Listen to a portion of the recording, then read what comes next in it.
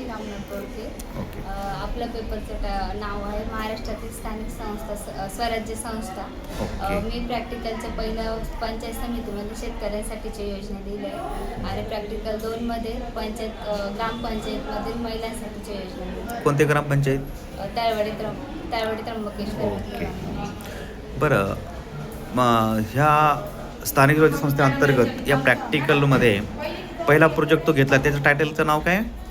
शेतकऱ्यांसाठी कृषी योजना. कृषी योजना. त्या कृषी योजनेविषयी तुम्ही जेव्हा पंचायत समितीला गेलात हां. तर त्यांनी काय काय सांगितलं तुम्हाला? पहिली गोष्ट शेतकऱ्यांसाठी विहीर म्हणजे शेतीसाठी जो पाहिजे असतं सिंचनासाठीच्या वस्तू तर त्यांनी अवेलेबल केलं आहे. त्यासाठी पहिले त्यांनी बऱ्याचशा शेतकऱ्यांना जमा करून मीटिंग घेतली. त्या मीटिंगमध्ये त्यांना माहिती दिली. ज्यांना जे एक शेतकरी होते त्यांनी नोंदणी केली आहे. जवळपास 50 शेतकऱ्यांनी नोंदणी केली होती. त्यानंतर त्यांच्या घरी जाऊन म्हणजे शासनाच्या माणसाने तिथे जाऊन पाहणी केली. पाहणी केल्यानंतर जमीन वगैरे बघितली. मग शेतकऱ्यांनी तो खर्च केला आणि त्यांनी पंचायत समितीमध्ये ते पुरावे दिले काय आम्ही ह्या ठिकाणी विहिरी बांधल्या. पंचायत समितीने जिल्हा परिषदेकडे पाठवलं आणि जिल्हा परिषदेकडनं मग तो निधी त्यांना पास झाला. Very nice. ठीक. आता ह्या अंतर्गत तुला अधिकाऱ्याशी बोलताना एक कोणता अनुभव तुला मिळाला? पहिला अनुभव म्हणजे त्यांनी आदरपूर्वक आम्हाला एक विद्यार्थी म्हणून चांगलं बोलले आमच्याशी. विचारलेल्या प्रश्नांची व्यवस्थित उत्तरे दिली, माहिती पण दिली आम्हाला. त्याबद्दल वरतून आम्हाला शुभेच्छा पण दिल्या, चांगलं प्रॅक्टिकल द्या वगैरे वगैरे असं बरंचसं बोलणं. Very nice. सुंदर. मला हे वाटतं की या प्रॅक्टिकल अंतर्गत जे काही आपलं राज्यशास्त्र विषयाचं हे प्रॅक्टिकल आहे त्याच्यातून आपण ज्या गावात राहतो त्या गावामध्ये कोणकोणत्या योजना असतात याच्याविषयी तुम्हाला काय वाटतं की या प्रॅक्टिकलचा फायदा होणार आहे का तुम्हाला? हो.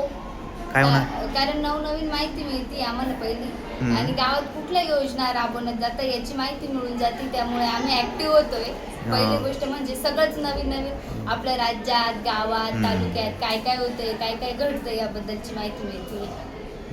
त्यामुळं सगळ्या महिला पहिली गोष्ट म्हणजे महिला ज्या घरी राहतात त्यांच्यापर्यंत माहिती पोहोचत नाही. ती आमच्यासारख्या विद्यार्थ्यांकडनं माहिती होतं. पुढं तर त्यांना ह्या माहिती झाल्यानंतर त्या योजनेत नोंदणी करता त्या सहभाग घेता. यामुळे त्यांचा रोजगार वाढतो. त्यांचे सक्षम होतं ते स्वतःच्या पायावर उभं राहणं. अरे वा. पंचायत समितीमध्ये अधिकारी कोण भेटले तुम्हाला? पंचायत समितीमध्ये उबरे सर म्हणून भेटले आणि एक उखेडे काहीतरी म्हणून एक मॅम होत्या त्या पण भेटल्या. त्यांच्याशी आमचा संवाद झाला. त्यांनी हा कार्यक्रम कधी राबवला होता? याचा कार्यक्रम त्यांनी 2025 मध्ये म्हणजे पहिल्या फेब्रुवारी महिन्यात 2025 मध्ये राबवलं होतं. एकंदरीत या प्रोजेक्टबद्दल तुला काय वाटतं प्रॅक्टिकलबद्दल? म्हणजे जसं की मला आलेला अनुभव यातून मला तर हेच वाटतं की छान प्रोजेक्ट होता. त्यातून कुठेतरी आम्ही बाहेर निघालो, बाहेरचं जग पाहायला भेटतं की आपल्याला कसं वागवतात लोक नाही का. ते सगळं अनुभवलं की बाबा कुठल्या वेळेस कुठं गेल्यानंतर कसं बोलायचं, कोणाशी कसं राहायचं, त्याबद्दल चांगला अनुभव येऊन गेला. हे शिकण्यासारखं होतं. खरंच छान प्रॅक्टिकल झालंय. बरं. अधिकाऱ्यांची ओळख झाली? हो, ओळख झाली. पहिली गोष्ट माहीत झालं की कोणत्या पदासाठी काय काय नाही का असतं. या सगळ्या गोष्टींची माहिती मिळाली. ठीक आहे. दुसरं प्रॅक्टिकल कोणतं आहे? त्यावेळी गावातली ग्रामपंचायत महिलांसाठी योजना आली होती शिलाई मशीन म्हणून. मी संवाद साधताना आमच्या गावच्या म्हणजे त्यावेळी गाव माझंच आहे त्या गावचे सरपंच बाई आहे मनीषा समाधान आहे म्हणून त्यांच्याशी संवाद झाला. त्यांच्या मार्गदर्शनाखाली ही योजना राबवण्यात आली होती. योजनेत खरं तर 50 स्त्रिया होत्या पण ज्यांना नाही झालं त्या थोड्या स्त्रिया आल्या. 25-30 स्त्रियांनी 2 महिन्याचा कोर्स केलाय. सरकारकडनं मशीन आलं. त्या बस यायची, त्या बसमध्ये मशीन वगैरे तर रूम सारखी होती. तिथंच शिकवलं जायचं. शिकवण्यासाठी टीचरचं नाव तर तुझ्या गोडसे म्हणून नाशिकवरनं यायचं त्यांनी शिकवलंय सगळं.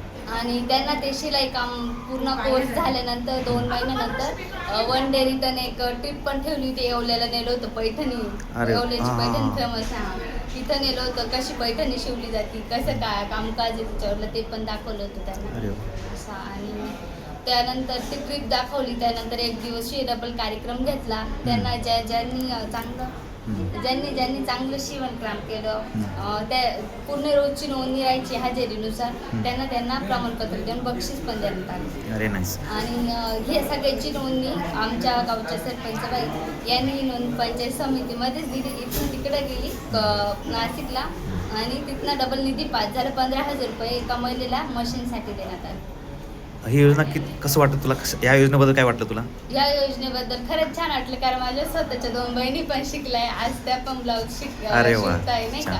आणि पार्लर मध्ये मी पण स्वतः गेली होती. ही पण एक योजना राबवण्यात आली 15 दिवसासाठी.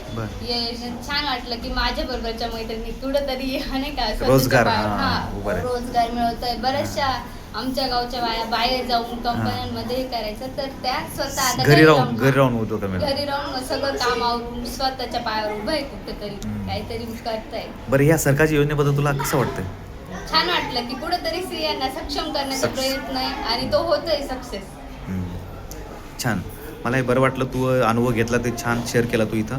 तर अशा प्रकारे प्रॅक्टिकल आपलं हे असतं पॉलिटिकल सायन्स अंतर्गत. तर अशा या पॉलिटिकल सायन्सचा प्रॅक्टिकलचा अनुभव तू इतर गावातील महिलांना पण सांगायचं, त्यांना पण त्याचं सहभागी करून घ्यायचं.